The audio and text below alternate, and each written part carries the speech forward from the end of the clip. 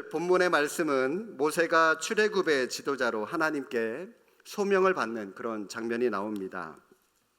애굽의 왕궁에서 왕자로 성장했던 모세가 40살이 되어서 그의 형제 이스라엘 백성들을 돌아볼 그런 생각에 왕궁에 나서게 되죠. 그만 자기 형제 유대인이 애굽 사람에게 핍박받는 것을 보고 의분에 못 이겨서 그 애굽 사람을 쳐 죽이게 됩니다. 모래 속에 그 시체를 감춰두게 되죠. 그 사건을 계기로 그는 하루아침에 도망자 신세가 되어서 미디안 광야로 멀리 도망을 치게 됩니다. 제가 학창시절 때 오늘 이 본문의 말씀을 읽으면서 아니 그래도 이 모세는 애굽이라고 하는 이 거대한 나라의 왕자의 신분 아닙니까? 왕자예요, 왕자. 그런데 그 왕자가 기껏 일개 한 백성을 죽였다고 해서 그게 무슨 큰일이냐고요. 왕자, 절대 권력을 가지고 있는 사람 아닙니까? 그죠? 자기에게 해가 되는 사람은 저 사람 죽여. 그래도 뭐 눈 하나 깜짝하지 않고 죽이고 그 사람의 생명을 자기 마음대로 다룰 수 있는 그런 절대적인 힘을 가지고 있는 사람이 왕인데 그 왕자가 기껏 백성 한 명 죽였다고 도망자 신세가 되다니요. 저는 이해가 되질 않았거든요. 근데 여기까지 제가 설명을 해드리면 설교가 굉장히 길어지기 때문에 요거는 설명 안 드리겠습니다. 궁금하시면 나중에 구약개간 들으시면 됩니다. 네. 자, 아무튼 이 사건을 계기로 모세는 도망자 신세가 되어서 미디안 광야로 도망을 치게 됩니다. 거기서부터 미디안 사람 이드로의 딸들을 위험에서 구해준 인연이 되어서 그의 사위가 되게 됩니다. 그리고 모세는 그로부터 40년간 장인 이드로의 양떼를 치는 목자가 되게 되죠. 그렇게 40년이라고 하는 굉장히 긴 세월이 지나면서 모세는 자기 민족을 향해서 들끓었던 그 의분, 자기 민족을 생각했던 그 마음들 다 잊어버리게 돼요. 여러분 40년이라고 하는 시간 얼마나 긴 세월입니까? 또 이 목동, 이 허허벌판인 광야에서 양떼를 치는 이 목동의 신분이 얼마나 초라합니까? 내 목구멍이 석잔데 내가 하루하루 겨우 먹고 사는데 이 백성을 어떻게 생각을 하겠습니까? 자기 민족을 어떻게 생각하겠습니까? 그럴 여유조차도 없는 거죠. 그렇게 평범한 시골 목자가 되어서 평범하게 지나고 있을 그때에 자신의 정체성을 완전히 잃어버렸을 때 모세는 다른 날들처럼 그냥 양떼를 몰고 가는 중에 호렙산에 이르게 되고요. 거기서 떨기나무에 불이 붙은 것을 보게 됩니다. 아마도 모세가 그런 광경을 보는 것은 아마 처음이 아니었을 겁니다. 왜냐하면 이 중동 지역은 굉장히 햇살이 강하게 내리쬐는 곳이기 때문에 또 굉장히 건조한 날씨이기 때문에 광야에서 나무가 불타는 장면은 흔히 볼 수 있는 그런 장면이기 때문입니다. 그런데 그날만은 달랐어요. 모세가 보니까 떨기나무라고 하는 그 나무에 불이 붙어 있는데 그런데 그 나무가 타지를 않는 거예요. 분명히 불은 붙었는데 타질 않는 겁니다. 이렇게 타지 않는 나무를 보고 이상히 여긴 모세가 왜 그럴까 하고요. 그 나무에 가까이 다가서자 하나님의 거룩한 음성이 들리기 시작하죠. 5절 말씀입니다. 하나님이 이르시되 이리로 가까이 오지 말라. 내가 선 곳은 거룩한 땅이니 내 발에서 신을 벗어라. 그리고 모세는 이 거룩하신 하나님의 말씀에 따라서 신을 벗어야만 했습니다. 오늘 말씀의 배경이 되는 이 호렙산이라고 하는 산은 신의 산의 또 다른 이름입니다. 그런데 여러분 이 호렙산을 어떤 산이라고 말씀을 하고 있냐면 1절 하반절에 보십시오. 1절 하반절에 보니까 하나님의 산 호렙이라고 설명을 하고 있죠. 이 신의 산을 별명 하나님의 산이다라고 얘기를 하고 있는데 왜냐하면 아마 그 산에 하나님께서 자주 나타나셨던 것 같습니다. 자주 나타나셔서 모세나 또 많은 하나님의 백성들에게 어쩌면 이 음성으로 하나님의 모습을 보여주신 것 같고요. 뿐만 아니라 모세를 통해서 이스라엘 백성들에게 십계명을 준 장소가 바로 이 신의 산이기 때문에 하나님의 산이라고 할 수가 있는 것입니다. 바로 이 하나님의 산에서 모세가 하나님과 직접 대면하게 되는데, 그때 하나님께서 모세에게 처음으로 말씀하신 명령, 그 명령이 무엇이었습니까? 내 발에서 신을 벗어라. 발에서 신을 벗는 것이 하나님께서 모세에게 처음으로 하신 명령이었습니다. 여러분, 이상하지 않습니까? 하나님은 왜 겉옷이나 이 허리띠가 아니라 하필이면 신을 벗으라고 말씀을 하신 것일까요? 도대체 이 신발이라고 하는 것이 무엇이길래 하나님은 이 신을 벗을 것을 모세에게 제일 먼저 말씀을 하신 것일까요? 사실 여러분, 이 서양 사람들은 이 신발을 벗는다는 것을 잘 이해하지 못할 겁니다. 왜냐하면 서양 사람들, 그들의 문화는 집안에서도 신발을 신어요. 심지어 침대 위에서도 신발을 신고 들어 누워요. 그죠? 그런 문화이기 때문에 이 신발을 벗는다 잘 이해하지 못할 겁니다. 그러나 우리나라를 비롯한 동양 문화권에서는 집안에 들어갈 때는 항상 신발을 벗고 들어가죠. 집안은 더러운 바깥과는 다르다라고 하는 생각을 하고 있기 때문입니다. 세상은 어떻습니까? 온갖 더러운 먼지와 오물이 잔뜩 묻어 있는데, 그 더러운 땅을 발로 밟고 다닌 그 신발을 그대로 신고 집 안으로 들어간다? 여러분, 그거는 우리 문화에서는 있을 수 없는 일이죠. 제가 어릴 때 다녔던 제 고향 교회 예배당에는 신발을 벗고 그 예배를 드리러 들어가는 그런 예배당이었습니다. 그러다가 언제부턴가, 제가 아마 이 초등학교 3학년, 4학년 때로 기억을 하는데, 그때부터 이제 이 신발을 신고 예배당으로 들어가는 그런 것으로 문화가 바뀌었는데, 제 어릴 때의 기억이었지만 저는 이 예배당에 들어갈 때마다 신발을 벗고 들어가면서, 교회는, 이 예배당은 세상과는 좀 다른 곳이구나라고 하는 그런 마음이 제 어린 마음에 들었던 것 같습니다. 또 예배당에서 신발을 벗고 친구들하고 막 뛰어놀다가, 예배 시간이 아닙니다, 막 뛰어놀다가, 뭐 놀 데가 없으니까, 그때는 예배당 하나 딸랑 있잖아요, 어릴 때 시골 교회는. 그러니까 예배당에서 친구들하고 맨발로 막 뛰어놀다가 이 강대상 위에 올라오면, 어허, 거기 올라가는 거 아니야, 그러면서 막 어른들한테 꾸중도 듣고 혼도 나고 그랬던 기억이 있는데, 그러면서 제 어린 마음에도요, 예배당이라고 하는 곳은 뭔가가 신비하고 함부로 막 뛰어다니면 안 되는 그런 어떤 정숙한 곳, 뭐가 뭔지는 모르지만 아무튼 뭔가 다르다, 세상과 다르다라고 하는 그런 막연한 생각을 하면서 교회를 다녔었던 그런 마음이 듭니다. 그런데 여러분, 요즘 우리 교인들은 예배당에 들어가도요, 교회가 세상과 뭔가 다른 곳이다라고 하는 그런 느낌을 별로 받지 못하는 것 같습니다. 그 이유가 뭘까요? 여러 가지 이유가 있겠지만 그 중에 하나는 세상에 신었던 신발을 그대로 신고 우리가 예배당 안으로 들어오는 것 때문에 아닌가라고 하는 그런 생각을 해보게 됩니다. 뭔가 좀 이렇게 우리가 행동으로 구별되게 행동하는 그런 모습이 없기 때문에, 그죠? 우리의 마음가짐도 그렇게 뭔가 교회가 세상과 다르다라고 하는 그런 느낌을 우리가 받지 못하는 것이 아닌가, 그런 생각을 해보게 됩니다. 자, 여러분, 다시 우리 본문으로 돌아와서 상식적으로 한번 생각을 해보십시오. 신발을 벗는다는 것, 어떤 때 여러분들이 신발을 벗으십니까? 신발을 벗는다라고 하는 것은 바깥에 서서 집안을 살피는 것이 아니라 신발을 벗고 집 안으로, 어떤 상황 안으로 들어갈 때 신발을 벗는 것이죠. 신을 신고 있다는 것은 내가 그냥 밖에 가만히 서 있겠습니다, 그런 뜻이겠죠. 그런데 우리가 신발을 벗는다라고 하는 것, 어떤 뜻입니까? 내가 그 상황 안으로 들어가겠습니다. 내가 그 현장 안으로 직접 뛰어들겠습니다. 그러니까 여러분, 우리가 신발을 벗고 들어가는 것이겠죠. 여러분, 결국 이 말씀을 하나님과 나와의 영적인 관계를 놓고 한번 대입을 해보시기 바랍니다.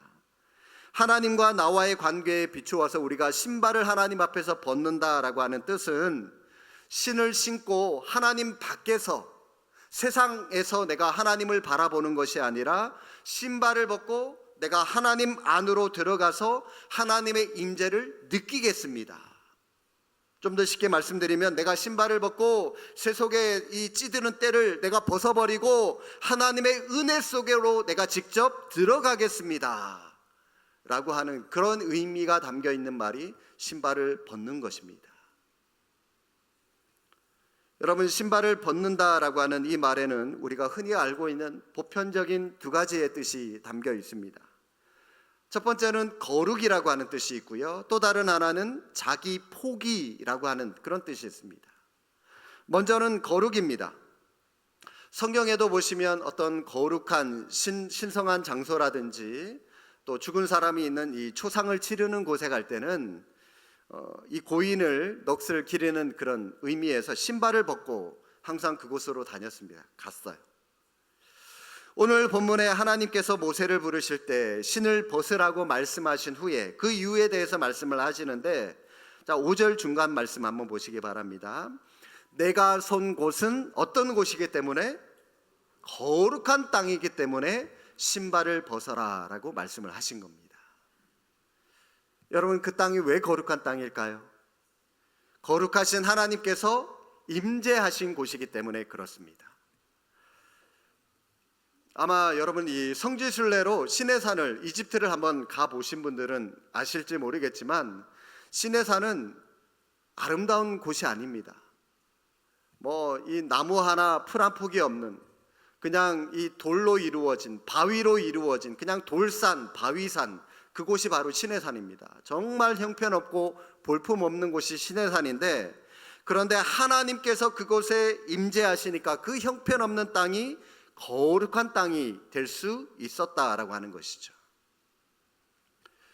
먼지가 많은 이 중동 지방의 특성상 신발이라고 하는 것은 더러움, 죄를 상징하는 겁니다. 아마 여러분, 우리가 착용하고 있는, 우리의 몸에 붙어 있는 것들 중에 흙이나 먼지, 오물로 가장 많이 묻어진 것 말을 하라고 한다면 신발이지 않겠습니까? 그렇죠?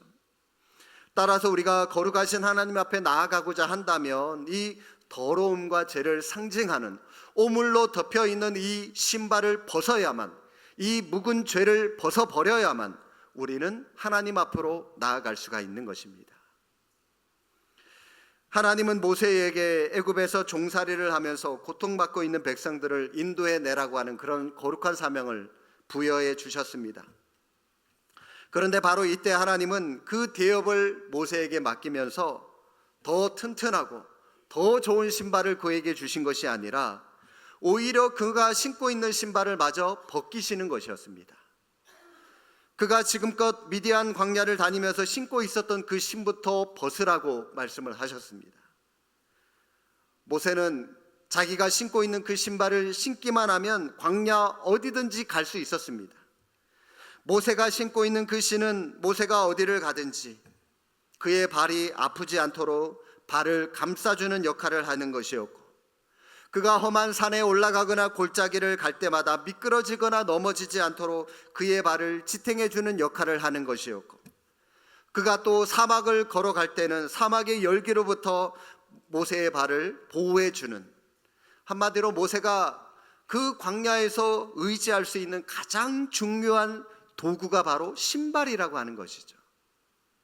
그런데 하나님은 그 신발을 모세에게 벗으라고 말씀을 하신 겁니다. 그렇다면 여러분, 여기에서 이 신발이라고 하는 것이 뭘 의미하는 것일까요? 여러분, 한마디로 결론부터 말씀드리면 자기 의지, 자기 자랑, 자기 지식, 자기 철학, 자기 힘, 자기 능력, 이걸 의미하는 것입니다.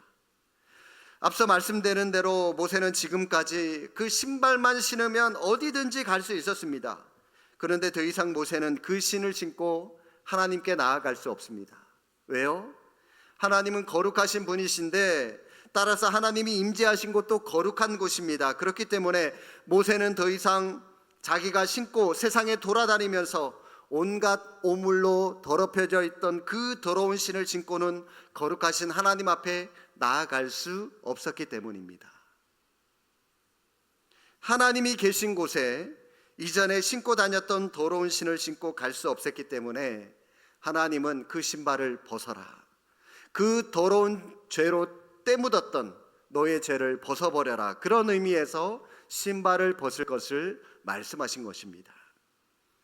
성도 여러분, 우리도 하나님 앞에서 우리의 신발을 벗어야 됩니다. 세상에서 돌아다니고 신고 다니면서 온갖 더러운 오물로 묻어있던 우리의 신발, 나를 드러내고자 하는 그런 신, 나를 자랑하고자 하는 신, 교만의 신, 자기 자랑의 신, 권력의 신, 명예의 신, 재물의 신, 욕망의 신, 이 모든 것들을 벗어버려야만 우리는 거룩하신 하나님을 대면할 수가 있는 것입니다. 여러분, 우리가 많은 예배를 드림에도 불구하고, 우리가 하나님께 기도함에도 불구하고 왜 우리가 하나님을 대면하지 못합니까? 왜 우리가 기도 응답을 받지 못하는 것일까요? 이 죄라고 하는 세상의 죄를 그대로 간직한 채 우리가 하나님 앞에 나아가기 때문에 그렇습니다. 이 죄를 버려야만, 이 죄를 벗어버려야만 우리는 거룩하신 하나님을 대면할 수 있고 하나님을 만날 수 있고 그 기도 응답을 받을 수가 있는 것입니다. 하나님을 만나기를 원하시면 오늘 이 말씀을 의지하셔서 우리의 세상에 묵은 그 죄, 더러운 때를 다 벗어버리는 이 시간이 될 수 있기를 바랍니다. 또 하나, 여러분, 우리가 신을 벗는다라고 하는 것은 자기 포기를 의미합니다. 자기 자신을 내려놓는다라고 하는 것을 의미하는데, 여러분이 고대 히브리인들에게 신발을 벗고 맨발로 걸어 다닌다라고 하는 것은 수치심을 말씀하는 겁니다. 비참함을 얘기하는 겁니다. 사무엘하 15장에 보면 다윗 왕이 아들 압살롬의 쿠데타로 인해서 도망을 치게 되는데 맨발로 울면서 도망을 치는 장면이 나옵니다. 여러분이 다윗 왕의 입장에서 한번 생각을 해보십시오. 아니, 왕이라고 하는 사람이 이 쿠데타 때문에 도망을 가는데 신발도 제대로 신지도 못하고요, 도망치는 꼴이 얼마나 수치스럽겠습니까? 백성들의 보니 이 꼴이 말이 아닌 거죠. 그래서 여러분, 노예 같은 사람 맨발로 다니게 했어요. 이런 의미에서 신발을 벗는다라고 하는 것, 수치스러움, 비참함, 노예처럼 내 권리를 내가 포기하겠습니다. 나 자신의 모든 것을 내려놓고 하나님의 뜻을 따르겠습니다. 말씀대로 살겠습니다. 그런 의미로 신발을 벗는 겁니다. 따라서 하나님 앞에서 신발을 벗는다라고 하는 것은 하나님의 거룩하심에 대한 경외의 표현이면서 동시에 자신의 권리를 내려놓겠습니다라고 하는 자기 포기를 의미하는 것입니다. 오늘 우리가 읽지는 않았지만 여러분, 출애굽기 3장 12절 말씀을 보시기 바랍니다. 12절 함께 한번 읽어보실까요? 하나님이 이르시되 내가 반드시 너와 함께 있으리라. 여기까지. 아멘. 하나님의 거룩함을 위하여 자기 포기를 하겠다라고 하는 이 모세에게 하나님께서 어떤 말씀을 주셨습니까? 내가 반드시 너와 함께 있겠다. 여러분, 하나님과 함께 동행하는 삶을 살아가기를 원하십니까? 우리와 함께 하시는 하나님을 경험하며 살아가기를 원하십니까? 신발을 벗으시길 바랍니다. 세상에 묵은 모든 죄와 때를 벗어버리고 거룩으로 나 자신의 모든 권리를 포기하고 하나님의 은혜 가운데 하나님의 은혜 가운데 살아가시기를 바랍니다. 그러면 하나님께서 내가 반드시 너와 함께 하겠다라고 하는 그 음성을 우리에게 들려주실 줄로 믿습니다. 그런데 여러분, 오늘날 많은 기독교인들이 하나님과 동행하는 삶을 살아가지 못하는 것 같습니다. 제가 잘 아는 목사님께서 이런 경험을 얘기를 한 적이 있는데, 그 목사님이 어떤 교회 설교 초대를 받아서 갔는데 그 교회 본당으로 들어가는 전면에 보니까요, 우리 교회는 딱 문을 열고 들어오면 뭐가 보이죠? 이게 보이죠, 그죠? 우리 교회 올해 2025년 표, 경배의 대로를 수축하는 우리 가장, 저 표를 보고 그래, 우리 가정을 올해 안에 내가 반드시 내 남편을, 내 자녀를 하나님을 믿는 예배하는 자녀로 한번 바꿔봐야지, 한번 노력해봐야지, 또 기도해봐야지, 그런 마음가짐 한 번이라도 저 표 보고 하지 않겠습니까? 그런데 그 목사님이 그 교회에 가니까요, 뭐 표인지는 뭔지는 모르겠지만 앞에 전면에 글귀가 하나 현수막에 달려 있었는데, 어떤 글귀가 있었냐니까 오늘도 혼자 오셨습니까? 그런 글귀가 있었답니다. 목사님이 그 글을 보면서 속으로 참 잔인한 말이다, 그런 생각이 들었답니다. 오늘도 혼자 오셨습니까? 여러분, 무슨 뜻이죠? 왜 너는 한 명도 전도 못하고 네 혼자 왔냐, 그 말이잖아요, 그죠? 네. 가령 남편이 교회를 나오지 않는 여집사님이 있다고 한번 생각을 해보시기 바랍니다. 아마 주일에 그 여집사님도 교회에 혼자 나오고 싶지 않았을 겁니다. 남편과 함께 교회에 와서 예배 드리고 싶었을 거예요. 그래서 일주일 내내 남편 눈치 보면서 정성 들이고 또 맛있는 밥까지 대접을 해가면서 남편 비위 맞춰가면서 내가 여보 이렇게 하니까 주일날 그래 꼭 같이 나랑 교회는 가야 돼, 내가 이렇게 열심히 하는 거 알지? 그렇게 약속하고 신신당부하면서 그렇게 남편의 비위 맞춰주고 그렇게 애를 썼을 겁니다. 그런데도 아니, 그 인간이 주일만 되면 안 가겠다고 그렇게 버티는데 어떡하겠습니까, 그죠? 할 수 없이 그 여집사님이 눈물을 머금고 주일에 교회에 혼자 오게 될 텐데, 그런데 그 여집사님이 교회에 도착하자마자 제일 먼저 보게 되는 것이 바로 저거죠. 오늘도 혼자 오셨습니까? 여러분, 그 여집사님 입장에서 여러분 얼마나 잔인한 글귀냐, 그런 생각이 들지 않습니까? 그리고 그 목사님은 그 현수막을 보면서 나라면 절대로 그런 글귀 안 썼을 것이다, 그런 생각을 했답니다. 그리고 꼭 써붙여야 한다면 이런 말을 써붙이고 싶다고 했습니다. 어떤 말이냐면 오늘도 혼자 가시겠습니까? 오늘도 혼자 가시겠습니까?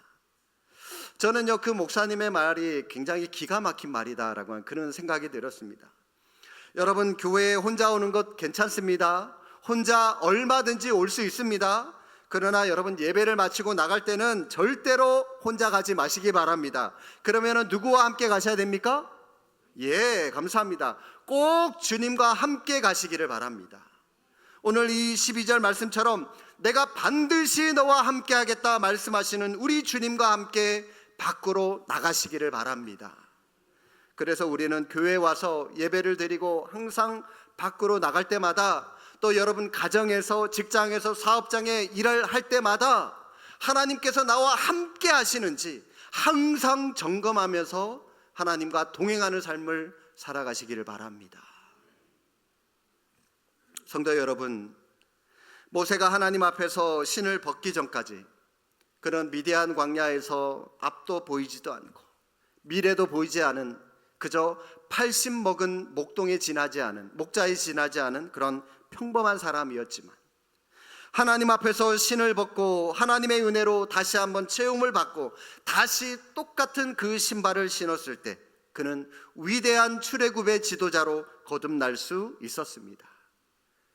똑같은 신발이었지만 하나님 앞에서 신을 벗고 난 뒤에 다시 신은 그 신발은 그 이전의 신발과 의미가 전혀 다른 신발이 되었습니다. 왜 그렇습니까? 하나님의 은혜로 체험받은 그의 존재가 새로워졌기 때문입니다. 믿음이라고 하는 것은 저와 여러분을 먼저 찾아오신 주님 앞에서 우리의 신발을 벗는 것입니다.